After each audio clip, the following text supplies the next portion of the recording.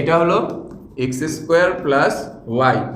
So এটা আমরা ঘন করব। সো ঘন করলে কি হবে? এক্স স্কোয়ার প্লাস ওয়াই এর হোল কিউব। সূত্র কোনটা? এ কিউব,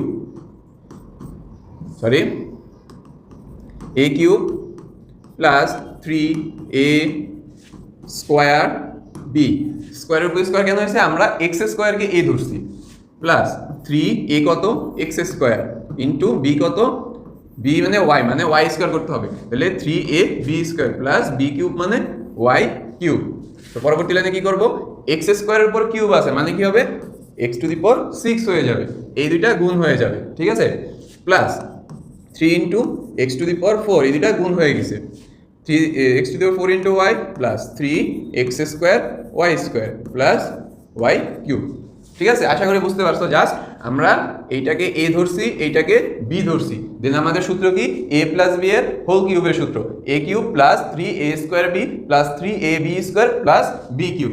জাস্ট এই জায়গায় এই দুইটা গুণ করে দিছি, এক্স টু দি পাওয়ার 6 হয়ে গেছে, এই দুইটা গুণ করলে আসে x to the power 4, then x square y square. এই ম্যাথে আশা করি আমারই কঠিন কিছু ছিল না, ঠিক আছে?